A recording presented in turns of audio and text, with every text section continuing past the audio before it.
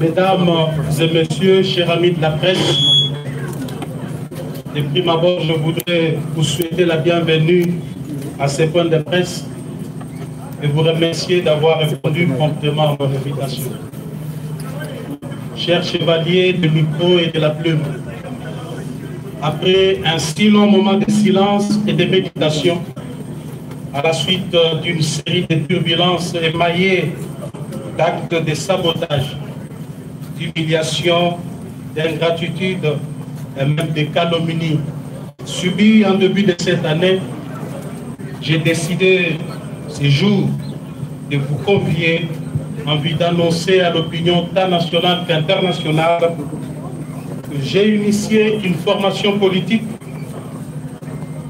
ensemble avec d'autres Congolaises et Congolais que nous avons transformé en parti politique.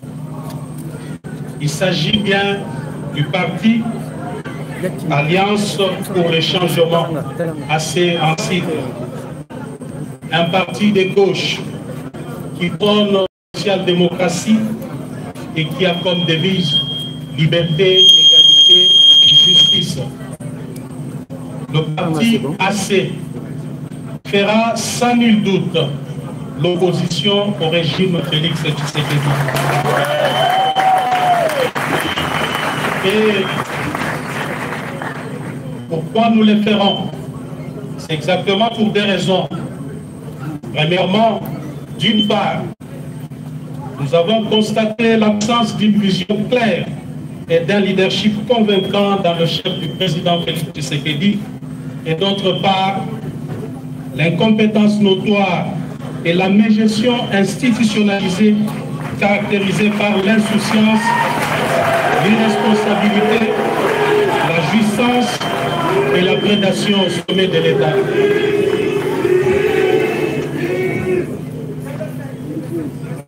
Deuxièmement,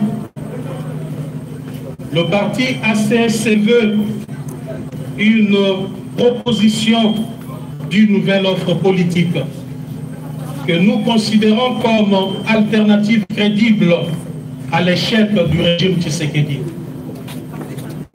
Mesdames et messieurs, s'agissant de l'absence d'une vision claire et d'un leadership convaincant dans le chef du président Félix Tshisekedi, il est important de rappeler qu'en tant qu'acteurs, nous avons cru, comme beaucoup d'entre vous, que le parti de la gauche congolaise, fondé au prix de tant d'efforts et d'abnégation, sous la conduite du redoutable Etienne Tshisekedi Wamulumba, d'heureuse mémoire, et dont nous sommes incontestablement l'héritier idéologique, tiendrait son rôle d'opérer le changement profond en vue de bâtir un État pour sortir le peuple congolais de l'extrême pauvreté.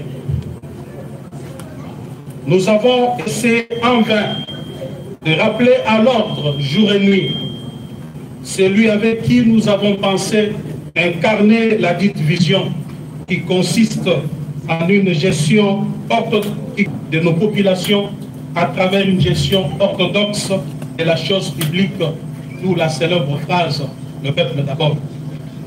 Hélas, à l'absence d'une vision claire dans le chef du président Félix Tshisekedi, pour faire décoller le Congo, nous assistons malheureusement à des tâtonnements et des essais-erreurs dans tous les domaines de la vie nationale.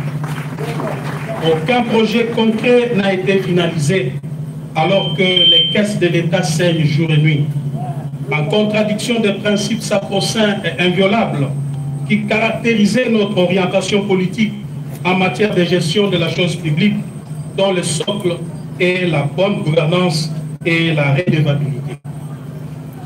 Les promesses irréalisables sont considérées désormais comme mode de gestion. Le mensonge, la manipulation comme vision de gouvernance, les détournements des deniers publics et la corruption comme mode d'exécution de projets. Tous les échecs constatés sont la faute des autres. Une véritable fuite en avant et un mensonge d'État. Le Parlement de la République, temple de la démocratie, est désacralisé et devient le lieu à travers lequel le peuple assiste, contre sa volonté, à des scènes de règlement des comptes, des traitements de sujets sans pertinence aucune et celle des théâtres de clowns politiques. Près de 4 ans plus tard, le système Tshisekedi est incapable de mobiliser les 7 à la dimension du Grand Congo et à l'immensité de ses ressources et richesses. En revanche, force est de constater que l'appareil de l'État se détériore et est devenu de plus en plus un club d'amis où les apprentis sorciers de tous bords exercent leur premier stage au sommet de l'État. Le peuple congolais fait au quotidien face à la montée vertigineuse des prix des denrées de première nécessité qui ont atteint leur instabilité sans précédent, alors que le gouvernement publie des statistiques de fois erronées et manipulées, vantées jour et nuit, ne reflétant aucune réalité des terrains.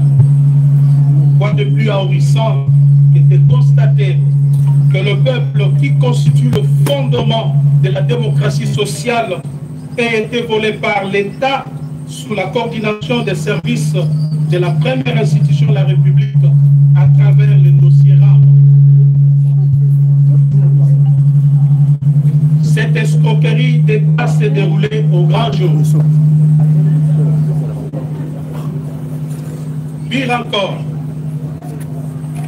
encore, le fonctionnaire, l'enseignant, le militaire et le policier qui devaient bénéficier tout simplement de l'amélioration réelle de leur salaire minimum garanti restent toujours bernés par des suppléments propagandistes, paradoxalement à leur panier de la ménagère,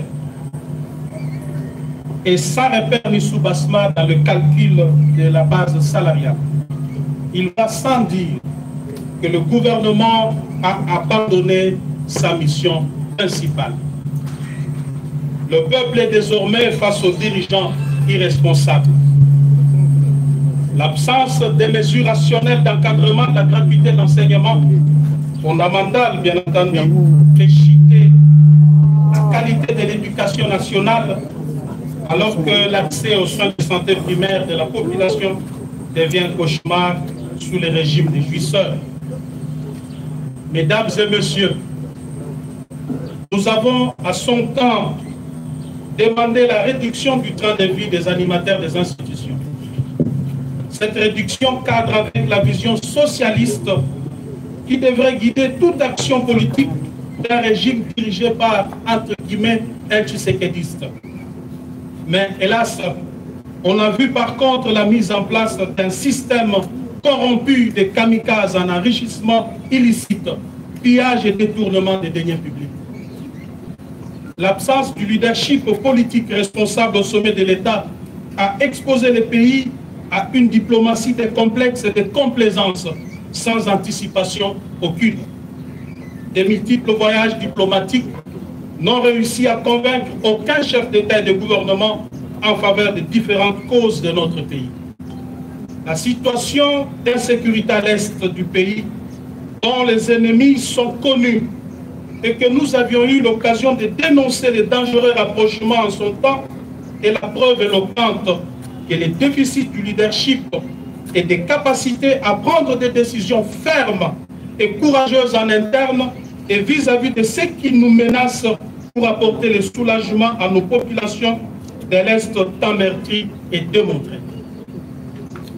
Les désastres qui prévoient actuellement dans la partie est de notre pays, plus principalement dans la province du Nord Kivu et de l'Ituri, relèvent de la responsabilité première du chef de l'État et de son gouvernement. Ici de rappeler que les dirigeants actuels n'ont entrepris aucune réforme de notre système de défense et de sécurité. Pire encore, les militaires et les policiers vivent dans des conditions exécrables. Depuis que M. Félix Tshisekedi est au pouvoir, vous en doutez, il n'a jamais songé à doter ne serait-ce que l'uniforme aux militaires et policiers. Si tel est le cas, que dirions-nous alors des armes et des munitions qui sont indispensables pour toute campagne militaire afin de protéger la population. Dans ces conditions, il est clairement établi que les systèmes en place exposent la République, le peuple congolais, ainsi que ses ressources naturelles. Quant à nous, nous visons l'amélioration des conditions de vie de nos populations à travers une classe moyenne. Mesdames et messieurs, au regard de ces tableaux sécuritaires sombres, il est clair que M. Félix Tshisekedi, aujourd'hui, doit être considéré comme un danger au sommet de l'État.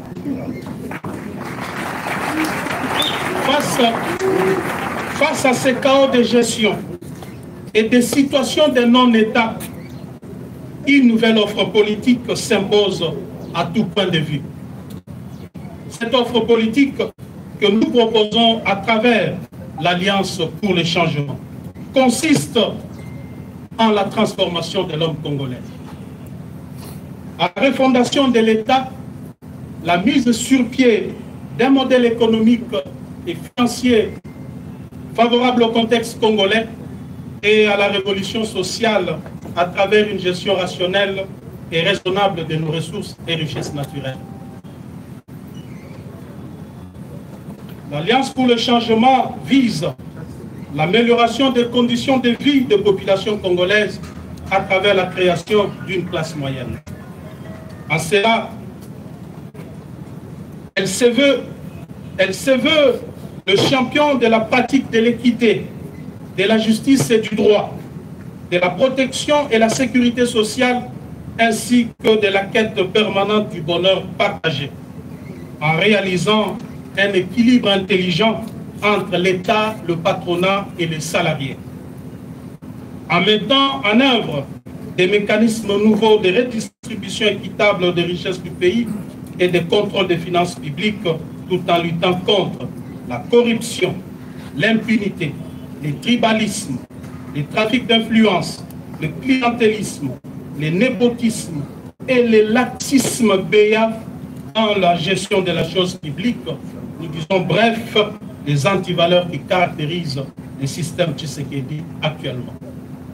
Nous envisageons donc imposer demain l'ordre et la discipline dans ces pays. Aussi, l'Alliance pour le changement s'attellera à moderniser les méthodes de renseignement et de défense nationale pour faire face à la montée de l'insécurité dans la partie est de la République et à travers tout le territoire national, à former des unités d'élite et à renforcer la formation des jeunes aux valeurs citoyennes et au service national obligatoire, à réformer les systèmes de l'éducation et des institutions publiques sociales, à propulser l'agriculture, la pêche et l'élevage pour renforcer notre capacité d'autosuffisance alimentaire, à construire et à réhabiliter les infrastructures sociales de base, à promouvoir l'entrepreneuriat local en vue de booster l'émergence des petites et moyennes entreprises pour mener le pays vers l'industrialisation, à promouvoir le tourisme et l'art, à engager une diplomatie pragmatique de puissance et d'action, à réformer radicalement la justice et l'administration publique. Mesdames et messieurs, voilà en gros en quoi consiste notre vision. Néanmoins, nous sommes tenus de vous informer que jusqu'ici, le régime en place ne nous a pas encore délivré l'arrêté d'enregistrement pour nous permettre de fonctionner, alors que nous avons introduit la demande d'enregistrement de notre formation politique depuis le 14 juin 2022 au cabinet du vice-premier ministre, ministre de l'Intérieur. Il faut souligner qu'après examen du dossier, ces services l'ont déclaré conforme à la loi numéro 04/002 du 15 mars 2004, portant organisation et fonctionnement des partis politiques, et c'est depuis le 15 juin 2022, date à laquelle le récépissé de conformité nous a été délivré par les 10 services. Sur ces refus d'enregistrer notre parti, nous avons décidé et fonctionné désormais conformément aux dispositions pertinentes de l'article 14 de la loi sus-évoquée. Je cite, « Si, à l'expiration du délai de 30 jours, ouvrable après les dépôts, les ministres est en défaut de décider, le parti politique est considéré comme enregistré. Le ministre est tenu de lui délivrer un arrêté d'enregistrement dans les délais de 15 jours. À défaut, les récépissés du dépôt tiennent lieu d'enregistrement. » Fin de citation. À ce jour, nous sommes le 18 juillet 2022, soit 34 jours après le dépôt du dossier. Le parti est donc d'office fonctionnel au regard de la loi sus-évoquée. Mesdames et messieurs de la presse, l'organisation des élections périodiques, démocratiques, libres et transparentes est un gage d'une véritable démocratie car elle respire avec des élections périodiques. En ma qualité de sociodémocrate, combattant de la liberté pour l'instauration d'un État véritablement démocratique, je suis déçu de vous annoncer à travers ce point de presse que le régime Tshisekedi a décidé de mettre en péril la périodicité, la sincérité et la transparence des élections en préparant les glissements ainsi qu'en orchestrant une fraude massive aux prochaines échéances électorales. Le plan consiste en la création de plusieurs partis politiques mallettes dans l'entourage du président Félix Tshisekedi par les membres de sa famille et de ses amis, avec espoir de se voir distribuer des sièges à l'Assemblée nationale et dans des assemblées provinciales. Ces plans funestes, dont se vante avec fierté et assurance d'ores et déjà les précités, visent à s'attribuer par des mécanismes frauduleux, vous vous en doutez, 300 sièges à la Chambre basse et laisser 200 pour les autres formations politiques. J'avais eu le courage en son temps de m'en prendre vertement à certains dans l'entourage du président Félix Tshisekedi pour dénoncer ces plans qui ne cadrent ni avec la vision, ni avec l'idéal pour lequel nous nous étions bâtis près de 4 décennies. J'avais également discuté plusieurs fois avec le président Félix Tshisekedi quant à ces plans, tout en lui rappelant l'épisode noir du carton jaune du 19 décembre 2016.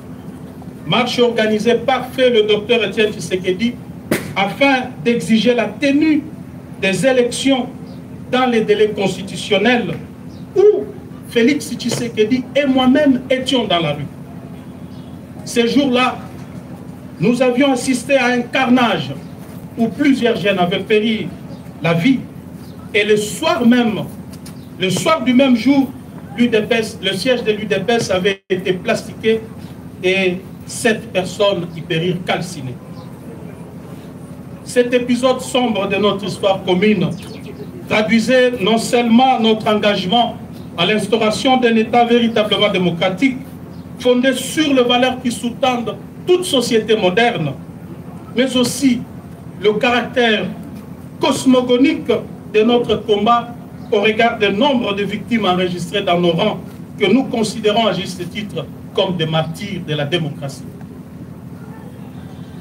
Et j'avais dit au président Tshisekedi qu'il n'est pas organisé des élections libres, démocratiques et transparentes dans les délais constitutionnels, en dépit du bilan largement négatif, trahirait notre idéal de combat, détruirait les mythes d'Etienne Tshisekedi et cacherait sur la mémoire de nos martyrs. Eu égard à tout ce qui précède, mes chers amis, vous allez constater avec moi que les divergences de vues et persistantes étaient des tailles entre moi et le président Félix Tshisekedi. C'est comme ça qu'en ce jour, devant vous, je lance un appel au peuple congolais, à tous ceux qui avaient cru dans le combat d'Etienne Tshisekedi, de se mobiliser pour barrer la route à ces régimes, des irresponsables jouisseurs qui se définissent comme antithèse du tshisekédisme. Ne pas les faire à pour risque de pérenniser la souffrance et le maintien de la République dans le sous-développement avec péril de plonger le pays dans une guerre civile inutile. M. Tshisekedi doit désormais savoir que cette manœuvre ne passera pas. Et je m'engage personnellement à affronter aux côtés du peuple cette machination. Parce que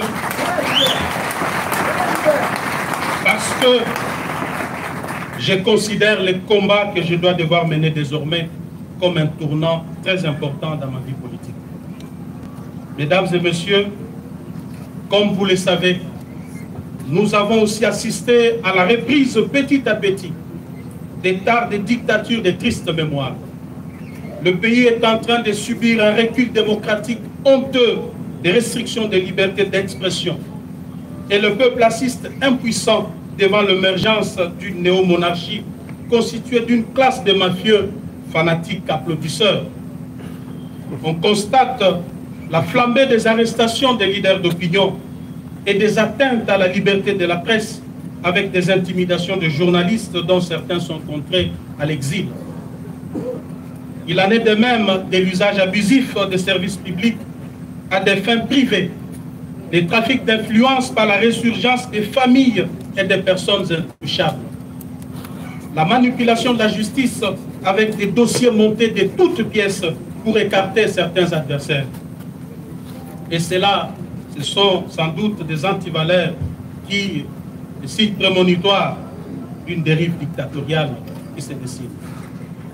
Pire encore, l'humanisation des services de sécurité est un contrat social conclu avec le peuple.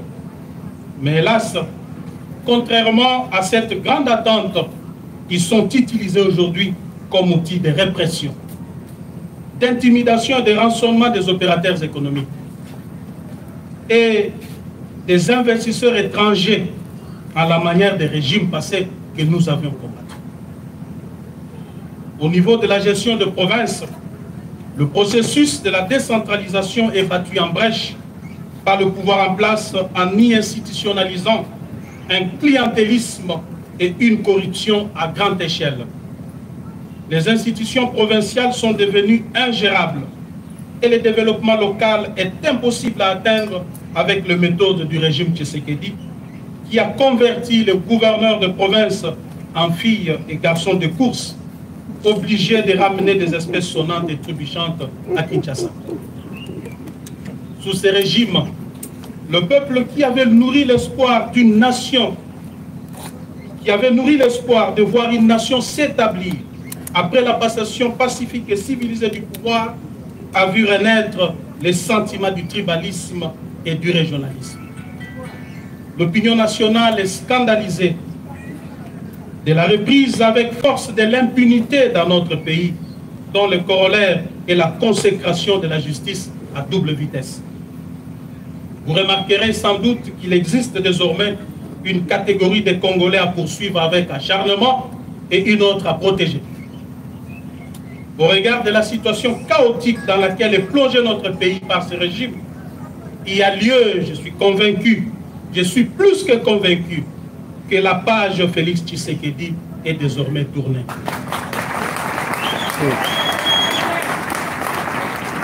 Quant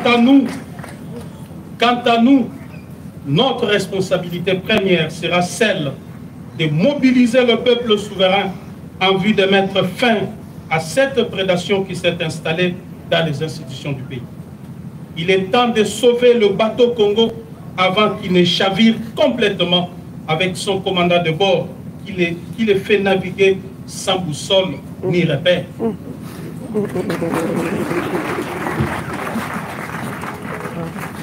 Dans un monde en total bouleversement, dans les décombres d'une gouvernance au rabais, dans un paysage politique mouvant, dans lequel tout est incertain, tout est sans cesse remis en question, nous devons imposer une révolution contre la prédation et l'amateurisme au sommet de l'État. Une révolution pacifique démocratique, mais une révolution. Celle du bon sens, car si le peuple n'arrête pas cette prédation, elle ne s'arrêtera pas et l'hécatombe s'abattra sur le Congo. Parce que rien ne va de soi, que tout relève de l'anticipation et de la volonté, du travail et de l'ardeur. L'avenir n'est pas ce qui va arriver, mais ce que nous allons faire ensemble.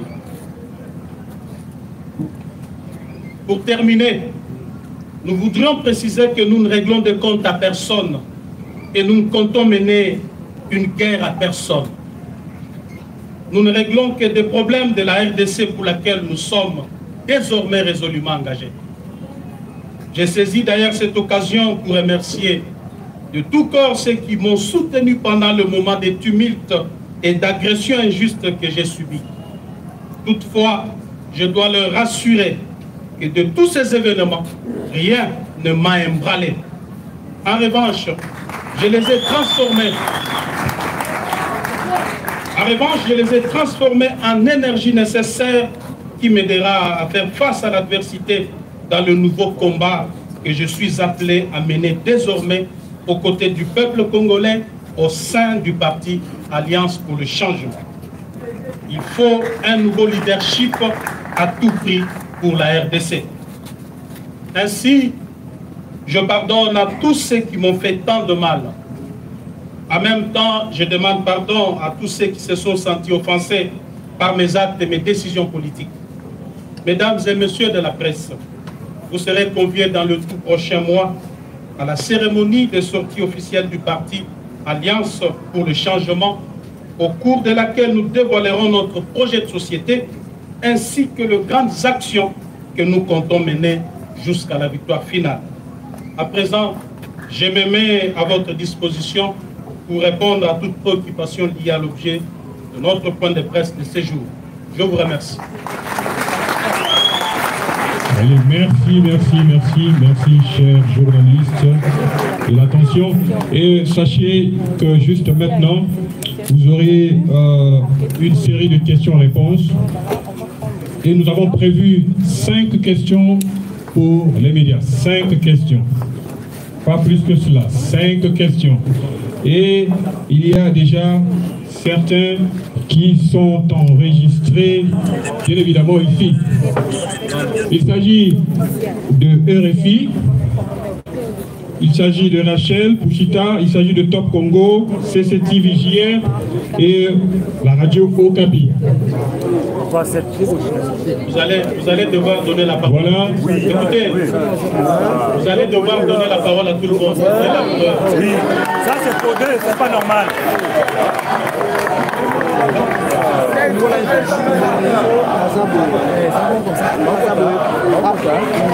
D'accord, c'est pris en compte. Alors, tous ceux qui veulent intervenir, il va falloir que vous vous enregistrez. D'accord. Alors, on va aller avec la série questions-réponses. Bon, commençons quand même avec ceux qui ont été enregistrés. Donc, RFI. RFI est là. RFI.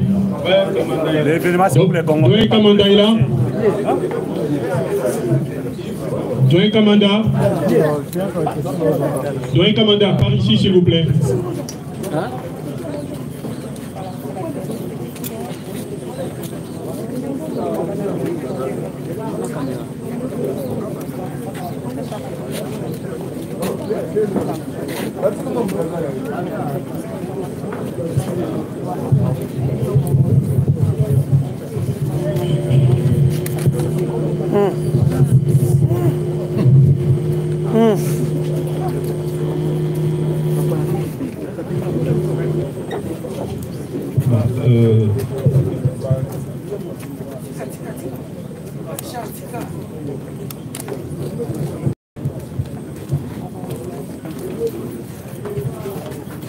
Honorable Jean-Marc Kaboum,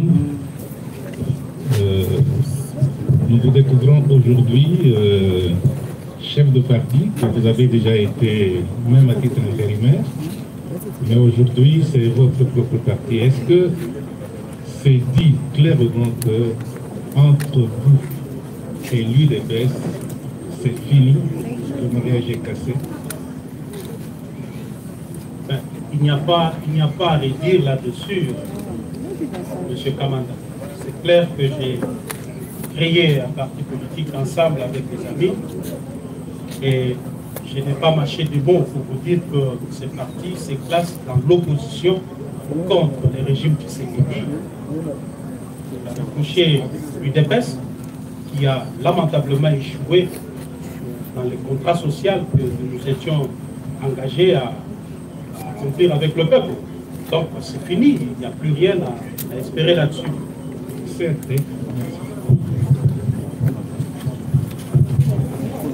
Oui, merci Doyen Kamanda. À présent, nous allons partir avec ceux qui ont été. Après RFI, c'est Rachel Fouchita. Rachel. Merci beaucoup, Rachel Kitita, pour Actu 30.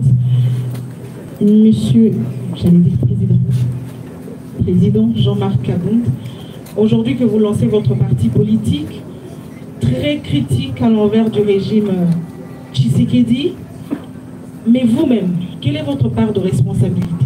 Puisque vous avez été à la manœuvre jusqu'à votre départ de l'Assemblée nationale. Est-ce que vous aussi, vous êtes comptable du régime Félix Tshisekedi? 2023 pointe à l'horizon. Vous avez déjà une candidature en vue, vous-même. Comment ça va se passer pour 2023, pour la candidature présidentielle? Merci. Merci beaucoup, Madame Rachel. Ma responsabilité, si je dois l'établir, je pourrais encore regretter ici pourquoi avoir contribué substantiellement à ce que Félix Tshisekedi soit président de la République. Mais je ne veux pas regretter pour ça parce que j'étais chef du parti, j'étais chef dans ces partis-là. Étant donné que tout parti politique a pour vocation la conquête du pouvoir, son exercice et sa conservation, je suis tenté de ne pas regretter aujourd'hui pourquoi avoir consacré mes énergies et mes forces afin que l'UDPS accède au pouvoir. Mais tout simplement, je regrette l'échec de celui en qui nous avions placé notre confiance et je crois que c'est une page que nous devons tourner rapidement. Mais pour tout ce qui reste, je crois que j'ai joué mon rôle. J'ai joué mon rôle en tant que responsable dans le 4000 pour rappeler chaque fois à notre ami qui est aujourd'hui président de la République les bien fondés de notre combat. Je n'ai pas été quelqu'un qui le flattait. Il peut l'attester lui-même que je lui disais ce qu'il ne voulait pas entendre. 9 fois sur 10, je lui disais régulièrement non. Ça voudrait dire que j'étais conséquent avec moi-même. Je dois vous dire que j'ai été opposé à plusieurs dossiers, opposé à plusieurs propositions ou à plusieurs décisions de gouvernance de M. Félix Tshisekedi. C'est notamment le dossier RAM. J'ai été farouchement opposé. Mais qu'est-ce que je pouvais faire parce qu'on était dans un régime, on était dans un système? Devrais-je sortir pour dire au peuple que voilà, je suis contre ce qui est fait là-bas? Vous, les journalistes, vous aurez dit crier à l'amateurisme. Comment il est là-bas et puis il vient nous dire qu'il est contre. Pourquoi il ne démissionne pas? J'ai été opposé à plusieurs dossiers. Je viens d'évoquer ici les dossiers élections. Quand j'ai appris tout simplement qu'un plan s'est tissé autour du président Félix pour gagner 2 ans de glissement, remettre tout le monde dans la gestion, les affaiblir, puis organiser des élections où la tricherie était en train de se préparer, parce que beaucoup se vantaient déjà d'avoir la CENI et la Cour constitutionnelle. J'ai dénoncé cela.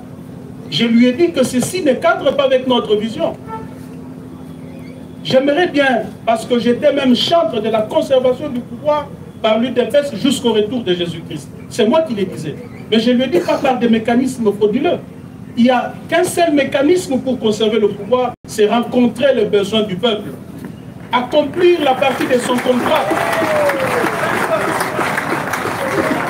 Je lui ai dit, Monsieur le Président, je suis actuellement chef du parti. Tout ce que moi je vous demande, donnez-moi le bilan aux prochaines élections, je vous donne une majorité. Mais s'il n'y a pas de bilan, il ne faut rien espérer. Je ne ferai pas de la magie. Je le lui ai dit. C'était en privé. Malheureusement, je ne pouvais pas sortir, convoquer la presse pour dire, voilà, je viens de dire au président Tshisekedi ceci ou cela.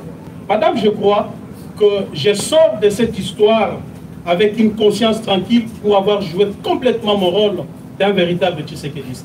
Et le fait même que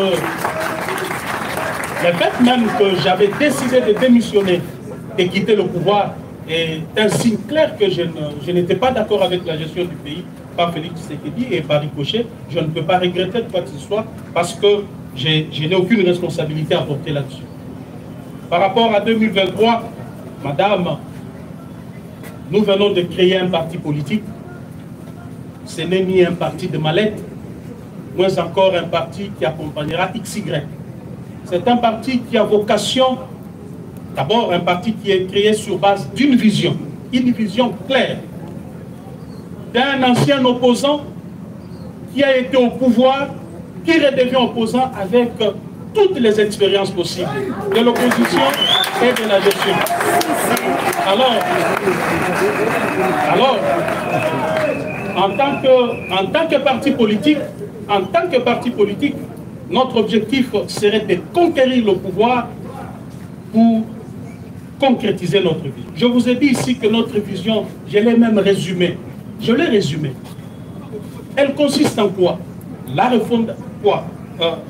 réformation de l'homme congolais, la refondation de l'État. Nous considérons l'État comme la superstructure sans laquelle aucune société moderne ne peut être battue. Sinon, vous allez vivre dans une jungle comme on est en train de le vivre. Nous avons parlé aussi de la mise sur pied de modèles économiques et financiers adaptés au contexte congolais.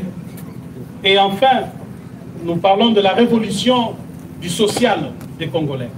Vous allez voir que le social du Congolais, que beaucoup de politiciens, des candidats présidents vont vous brandir demain dans leur campagne pour dire voilà, nous allons construire des routes, nous allons construire des hôpitaux, nous l'avons relégué à la fin. Parce que nous estimons, dans l'Alliance pour le changement, que la priorité des priorités, le vrai problème dans ce pays, c'est d'abord l'homme congolais, mais ensuite l'absence de l'État comme superstructure sur laquelle doit être bâtie toute vision, tout projet de société. Sans un État, rien ne peut être fait. Donc l'État que moi je suis en train de viser ici, c'est le Léviathan. L'État, c'est la force qui écrase tout. L'État, on ne l'affronte pas. L'État, on ne le défie pas. L'État n'a peur de personne. C'est la force. L'État couvre tout le monde. Les chefs de l'État, sa famille biologique, ses amis sont tenus par l'État. Il n'y a personne qui peut se substituer à la place de l'État ou être au-dessus de l'État. C'est ça notre vision. Nous estimons que demain, nous allons imposer cela. Et l'État, parce que vous le savez bien, c'est une fiction juridique. Il n'existe pas matériellement, à la différence de la nation qui est un groupe d'individus qui se reconnaît à travers une histoire, une culture et autres. Mais l'État, lui, il est invisible parce que c'est une fiction. Mais il existe matériellement à travers des instruments de puissance. Et ces instruments de puissance, nous les avons classés en 6. C'est l'armée, la police, les services de sécurité, la justice, l'administration et les relations étrangères. Voilà ce que... Nous invitons à présent Top Coco FM avec Juno Rema. Honorable, bonjour. Bonjour. Ma question, vous avez dit tantôt que vous allez combattre ce régime. Vous considérez qu'il y a échec du combat que vous aussi vous aviez mené à l'époque. Est-ce que vous allez vous allier aussi aux autres qui sont opposants à ce régime pour pouvoir combattre ce que vous avez dénoncé ici comme fraude électorale? Merci. Merci beaucoup, madame, pour la question. Je crois qu'à ce niveau des débats, nous devons être prudents et même faire un petit tour en arrière parce que nous sommes en train, dans ce pays, malheureusement, de revivre l'éternel recommencement. Cet éternel recommencement voudrait dire quoi? Ceux qui sont au pouvoir, ils sont ennemis du peuple, et ceux qui sont dans l'opposition sont chouchoutés par le peuple, portés par le peuple. Ils composent un attelage mal assorti. Dès qu'ils accèdent au pouvoir, du coup, ils deviennent aussi des démons. Ceux qui étaient démons au pouvoir hier par manque de résultats de ceux qui sont au pouvoir aujourd'hui, redeviennent sains et c'est un cercle vicieux. L'Alliance pour le changement voudrait casser ces cycles infernal qui plongent le pays dans les désastres. Ça voudrait dire quoi, madame?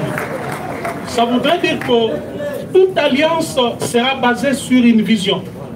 Toute alliance sera basée sur des idéologies. Notre parti, je vous l'ai dit, c'est un parti socialiste, de la social-démocratie.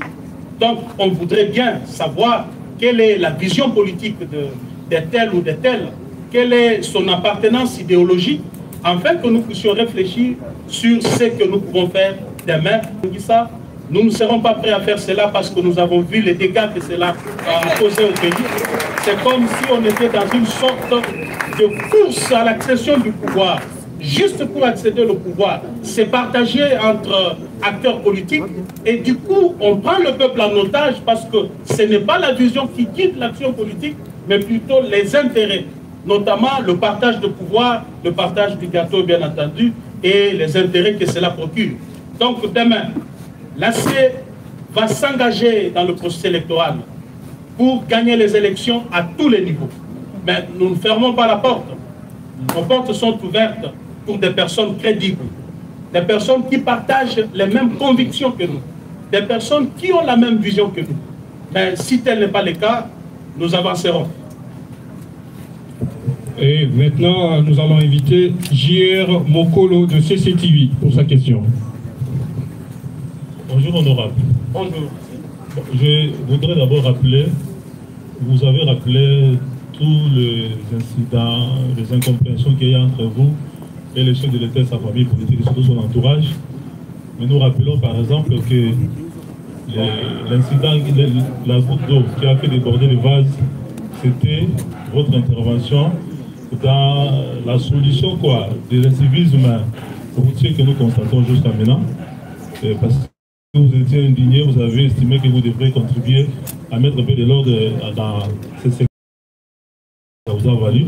Donc, je ne sais pas, aujourd'hui on se rend compte, honorable Jean-Marc Kabot, que ce phénomène en tout cas s'est accentué. Ces derniers temps, on a affaire à des mototaxmen, par exemple, ils sont même à la base des accidents et ils se font justice.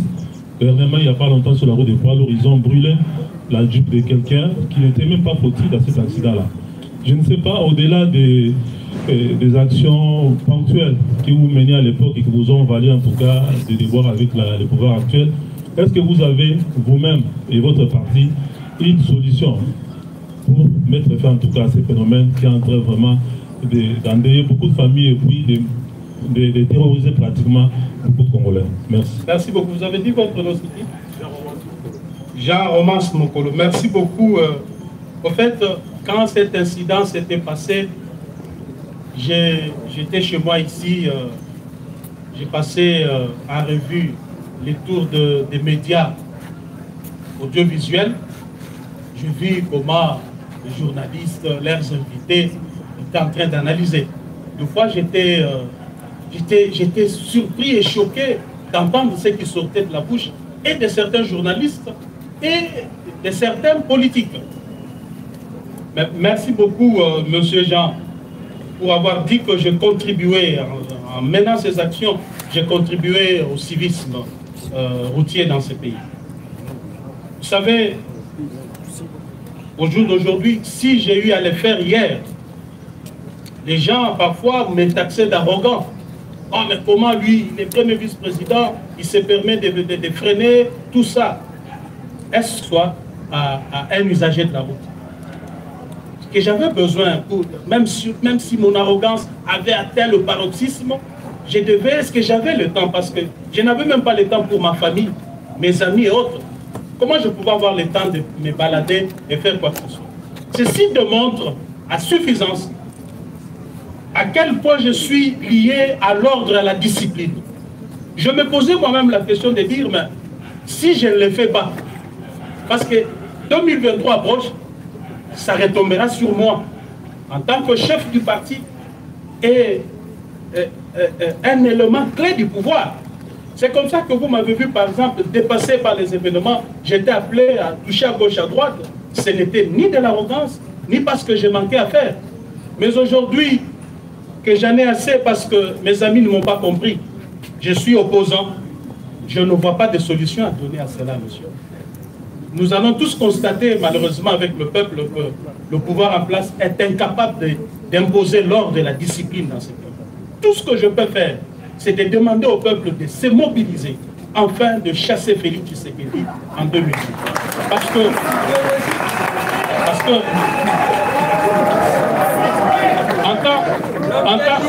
en tant qu'opposant maintenant, je ne serai là que pour constater aussi comme tout le monde. Je ne me permettrai jamais de descendre même pour faire une petite remontrance à un chauffeur, n'est-ce pas? Donc, d'ailleurs, je vais exploiter cela pour bien écraser ces régimes des incompétents qui parfois vous ne faites pas attention. Comment vous le faites? Un jour, j'ai dit au président Félix Tshisekedi, Monsieur le Président, faisons un petit rappel. Notre leader Maximo, Feu Etienne Tshisekedi, il est élu Premier ministre. Ou de Tshisekedi, à partir de chez lui à la 10e rue, était capable de lancer un message, de dire demain, tout celui qui a pris un bien de l'État, qu'il vienne le remettre. Et on a vu comment les frères à Mobutu, les Ngwandi, avaient peur de ces messieurs qui n'avaient pas tout le contrôle du pouvoir. Mais comment ça fait-il que l'UDPS maintenant accède au pouvoir? Il a tous les instruments de puissance entre ses mains. Mais nous sommes incapables d'assurer ne serait-ce que la circulation routière. Nous sommes incapables juste de mettre la propriété sur la voie publique, juste de curer les caniveaux. Il ne m'avait pas répondu. Il ne m'avait pas répondu. Alors, que voulez-vous que l'on fasse? Tout simplement, nous allons constater avec le peuple que le monsieur a lamentablement échoué et qu'aux prochaines élections, il soit mis hors d'état de nuire. Eh oui. À présent, nous allons inviter Paul Matendo de la radio Okapi pour la question. Merci beaucoup, honorable Jean-Marc Kaboun, bonjour. Bonjour. Quelle lecture faites-vous de la situation sécuritaire à l'est du pays et de toutes les négociations que mène le gouvernement à Nairobi et à Luanda? Quelle est votre lecture personnelle? Merci. Merci beaucoup, cher ami Paul Matendo. Merci pour cette question. Cher chevalier de la plume, la question de l'insécurité dans la partie est de notre pays traduit de manière claire l'incapacité de M. Tshisekedi à imposer la paix, la sécurité, voire même l'ordre et la discipline dans ce pays.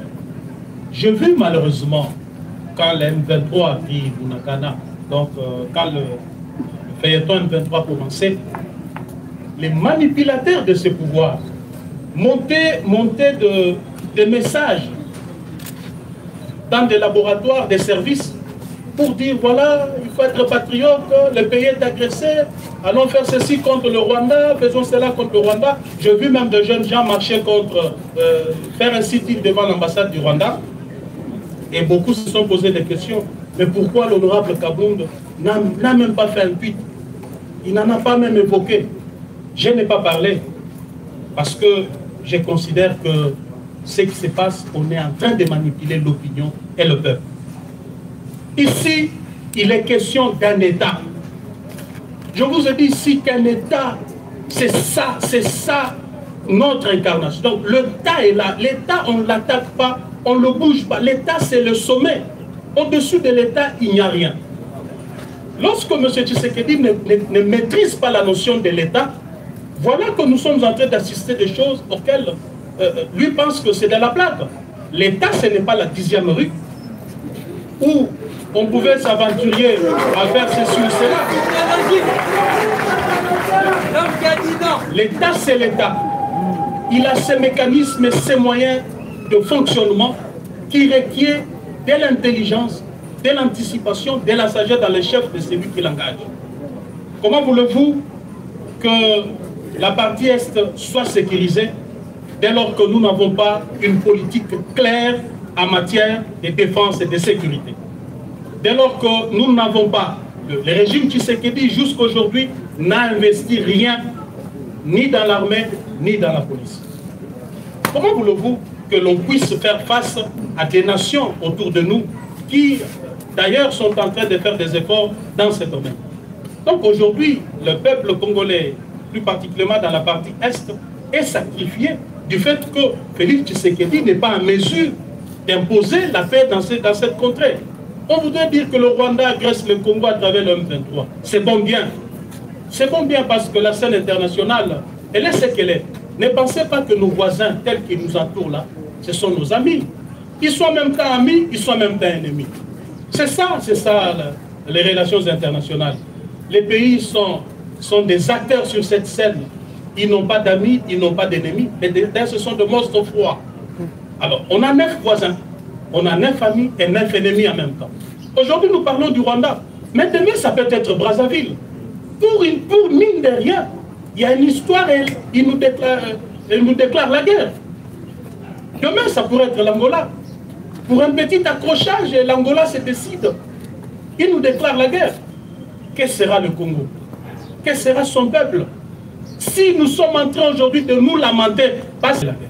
Ou encore, je voudrais aller plus loin. Si c'est le Rwanda lui-même qui se décide alors de dire, voilà, je ne vous fais pas la guerre à couvert, je vous déclare la guerre. Donc nous allons fuir ces pays, n'est-ce pas? Nous allons donc fuir ces pays. Nous irons faire nos marches de soutien au FRDC en dehors de ces pays.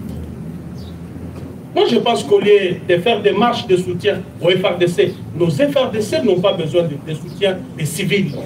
Surtout pas dans les réseaux sociaux, à travers des tweets, à travers des messages.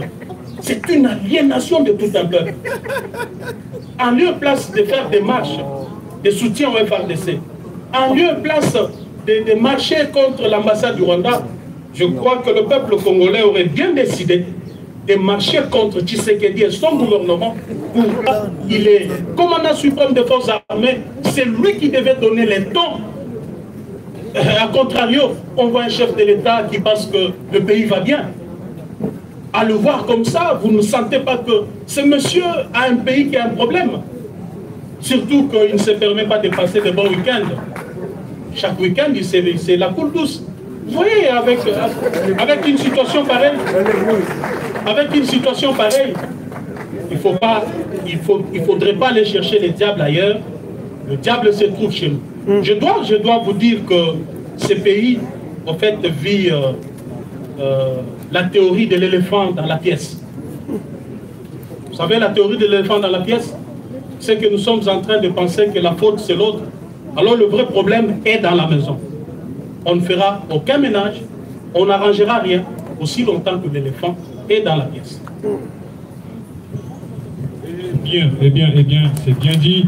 Alors, à présent, je vais inviter Honorable, avant tout, je voudrais préciser que nous allions à 10 questions. Est-ce qu'il est possible que nous avancions? 10 questions, c'est bon, on s'arrête là-bas? D'accord. Alors, j'invite Francis Bilomba de Absi TV. Oui, Président, bonjour. Je voulais poser ma question à Lingala. Oui. En mélangeant, on a besoin rapidement pour comprendre. Et là, les bosseux, ils disent qu'on a inventé l'armée militaire dans le discours, que yomo kona na bagarre na yo babeta ki soda wana ozolo banini par rapport nango et puis rapidement nanda kuna yo donc bayaki ko saccager bakutaki ndako moko na bakisi na bikeko ya elonga Tshisekedi ozolo banini par rapport nango et puis pona nini pe parti na yo otia nga na limité na boulevard du 30 jours. Mon cher ami, tes questions me font rire, je ne sais pas ce que je vais te répondre. Je ne sais pas ce que je vais te répondre. Je crois que ici nous sommes venus parler du Congo. Nous ne sommes pas venus parler de Jean-Marc Kaboun, de sa vie, ce qu'il a fait. Hein? Qu'est-ce que je vais répondre à ça? Ça va, passons à une autre question. Passons à une autre question, s'il vous plaît. Voilà, nous allons prendre maintenant Michel Chioyo de Radio Télé 7. Michel Chioyo, où est-il? Jean-Marc Kaboun déclare que Tshisekedi a échoué lamentablement. il peut s'évaluer à combien de pourcentage de cet échec de Tshisekedi, parce qu'il divorce avec Tshisekedi presque à 4 ans de son pouvoir. Merci. Je crois que j'ai été clair à ce sujet. Donc Tshisekedi a lamentablement échoué. Et quand on dit que le bilan est largement négatif, ça voudrait dire ce que ça voudrait dire. Évaluer en termes de pourcentage, ça voudrait dire quoi? Il a lamentablement échoué, c'est tout ce que nous retenons. Parce que si vous me demandez d'aller dans des détails, je vais vous prendre toute 1 heure ou 2 heures de temps ici à vous expliquer, secteur par secteur. Parce qu'il arrive de fois que dans ces pays, on est habitué à la manipulation. C'est ce que j'ai dénoncé ici, le mensonge et la manipulation. On résume le bilan de tout un régime par des histoires fades. Parce qu'on a construit une école à gauche, on a construit une route de 100 km à droite et on dit que le bilan est positif. Non, le bilan d'un régime doit être global. Il doit intégrer tous les aspects de la vie. Un régime, lorsqu'il travaille dès le début, d'ailleurs je vous ai dit ce que je ne vous ai pas dit, la vision c'est quoi?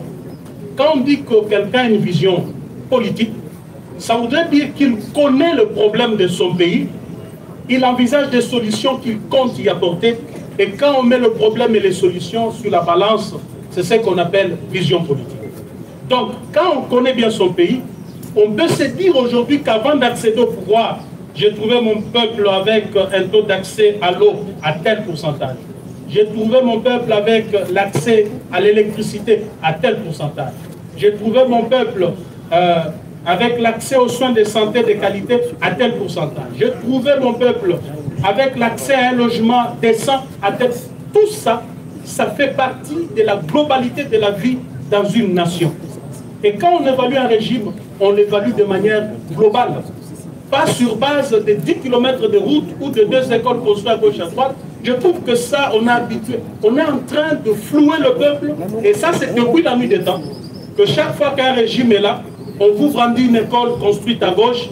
On vous brandit 2 fois dans les réseaux sociaux. C'est des montages qu'on fait. Et le peuple, pour dire au peuple que voilà, le bilan est positif. Moi, je crois que nous devons évaluer un bilan sur base des éléments globaux qui constituent la vie socio-économique, environnementale de l'homme congolais. Merci.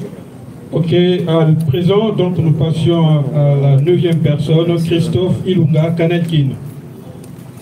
Christophe Ilunga. Honorable Jean-Marc Abon, depuis votre démission à l'Assemblée nationale, et vous n'êtes pas présenté à la plénière. Au cas où on doit invalider votre candidature, que sera-t-il votre réaction? Mais je ne suis pas invalidé. Nous sommes en vacances parlementaires, ce qui sous-entend qu'à la prochaine session, je serai présent. Vous parlez déjà vous envisagez déjà le futur. Hein? Non, non, mais écoutez, je suis député national, je me présenterai à la prochaine session parlementaire. Donc écartez toute hypothèse de mon invalidation. D'accord. Dernière certainement question. Billet grâce, Monde 24. Bonjour, honorable Jean-Marc. Bonjour.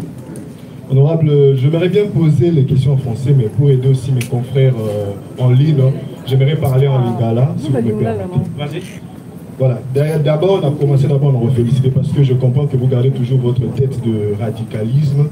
Alors, monsieur Jean-Marc Kabound, honorable, aujourd'hui, vous êtes très radical contre le pouvoir en place.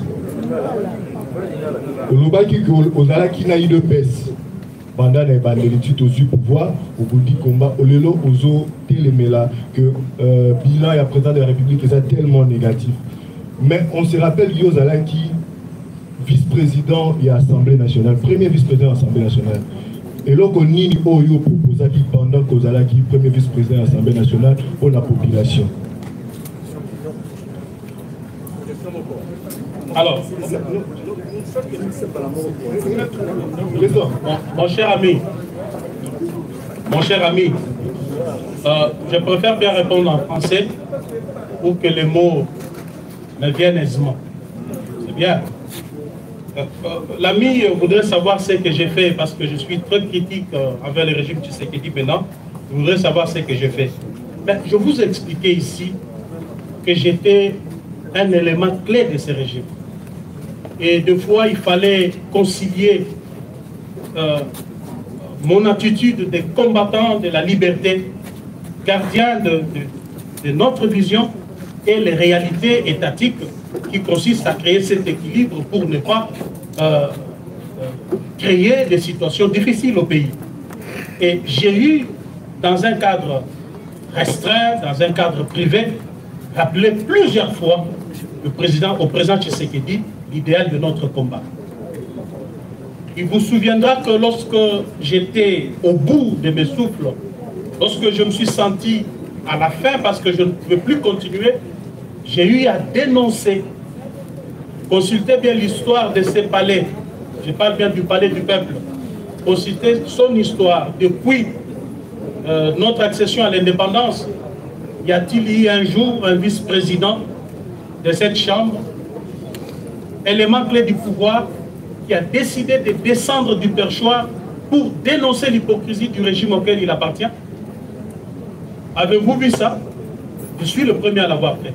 Donc si je l'avais fait, ça voudrait dire qu'en aparté, j'ai beaucoup fait. Je vais vous donner une anecdote sur le dossier RAM. Vous savez, quand cette histoire s'est tissée, moi-même, je n'étais pas informé. Moins encore le parti que j'ai dirigé à l'époque. Nous n'étions pas informés. Mais d'ailleurs, je ne savais même pas la définition de RAM. C'est quoi RAM? Quand j'ai entendu pour la première fois, j'ai posé la question, mais c'est quoi RAM? Parce que j'ai vu ça sur les réseaux sociaux. Et du coup, l'affaire s'est enflammée. J'ai essayé de consulter la loi, j'ai compris que c'était anormal. Mais ce que je vous dis, je vais citer des témoins, ils sont encore vivants. Vous pouvez aller leur poser des questions. À la veille de la motion qui a été initiée contre le ministre du PETELTI, nous sommes allés, moi, le Premier ministre, le ministre du PETELTI, le DG de la RPTC, un sujet, un expatrié, je crois, ça peut être un Français. Nous sommes allés voir le chef de l'État pour discuter sur la question rare. J'ai dit clairement au chef de l'État, devant tous ces témoins, qu'on devait tout de suite arrêter parce que cela s'apparentait à une escroquerie. Une taxe, une imposition ne peut reposer que sur la loi. Ça, c'est la Constitution. Et ce qui se passe, et d'ailleurs, lorsqu'on impose ou on taxe, l'argent doit aller directement dans le compte du Trésor public. Étant donné que l'argent de RAM ne va pas dans le compte du Trésor public, et cela ne repose pas sur une disposition légale, Monsieur le Président, nous devons arrêter ça parce que ça risque de nous poser d'énormes problèmes. Alors, la réponse était que mais oui, mais est-ce qu'on doit le faire parce que là il y a la pression de l'opposition, ça donnera l'impression que nous, on a failli devant l'opposition, nous devons résister. J'ai dit, Monsieur le Président, il n'est pas question de l'opposition, mais il est question du peuple. Nous devons écouter le peuple. Bon, ça va, on va d'abord alléger. On a allégé. Est-ce que vous saviez que ce que je vous dis ici avait eu lieu? Je ne pouvais pas sortir sur la place publique pour le dire que maintenant, là, je viens de dire au chef de l'État, ceci ou cela. Je vais aller plus loin. Un mois plus tard, je fais appel à un grand ami du président de la République chez moi ici. Je ne peux pas encore citer son nom parce qu'il est encore vivant. C'est moi, Djambita, le DG du journal officiel. Je lui ai dit, toi tu es ami du chef de l'État. Écoutez ce que je compte aller lui dire. Je préfère que tu sois là. Le dossier RAM, c'est vrai, on l'a arrêté, mais il se pose un sérieux problème. Le chef de l'État doit communiquer, il doit parler, il doit communiquer sur cette question. Il doit dire au peuple combien d'argent a été mobilisé dans cette histoire. Et parce que cet argent n'est pas entré directement dans le compte du Trésor public, il doit présenter au peuple des projets concrets que cette somme devra financer. S'il ne le fait pas, je suis convaincu que ça sera un caillou dans sa chaussure un jour j'ai craint qu'il ne puisse répondre de cette histoire.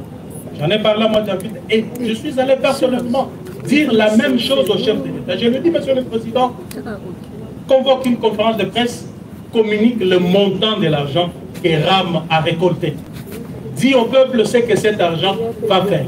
Non seulement les dire, mais pour moi je propose même qu'il y ait des projets concrets déjà entamés que vous allez devoir montrer au peuple que voilà, moi j'ai entendu de montants 300 millions, 350, 500 millions, je ne sais pas.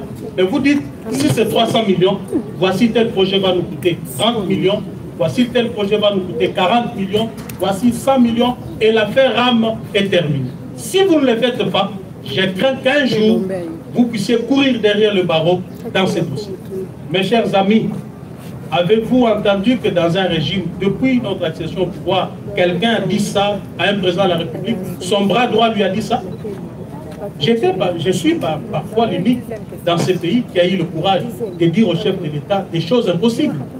Il y a beaucoup de choses que je ne peux pas vous dire ici. Je lui ai dit beaucoup de choses. Et curieusement, ça créait un fossé entre moi et lui. Tellement que les divergences étaient devenues de taille. Certaines personnes ont commencé à me dire que monsieur Kabound ne te respecte pas, Kabound est trop arrogant, il se croit, il pense que c'est lui le président. Des histoires à dormir debout tout simplement parce que j'étais dans la vérité et je disais ce que je pensais être vrai, un homme libre, anti-séquédiste convaincu. Ce n'est pas le pouvoir qui devait changer ma perception des choses. Je vous dis, j'ai gardé la même vision, la même perception que j'avais dans l'opposition pendant toutes ces 3 années passées au pouvoir. J'en suis fier. Voilà tout. Donc, c'en est fini pour la série questions-réponses. Honorable, si vous n'êtes pas fatigué, on peut déjà aller couper de l'autre côté pour faire voir l'identité visuelle du parti AC, Alliance pour le changement. On peut déplacer ça. Papa, on ne peut pas déplacer ça. Parce que on ne peut pas amener ça ici. C'est juste une demande. Est-ce qu'on ne peut pas... Tu peux déplacer ça au niveau. Enlever comment est déplacé.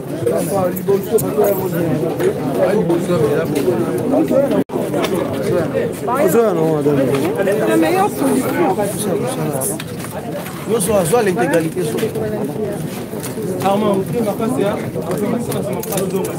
Kasi bon long wate.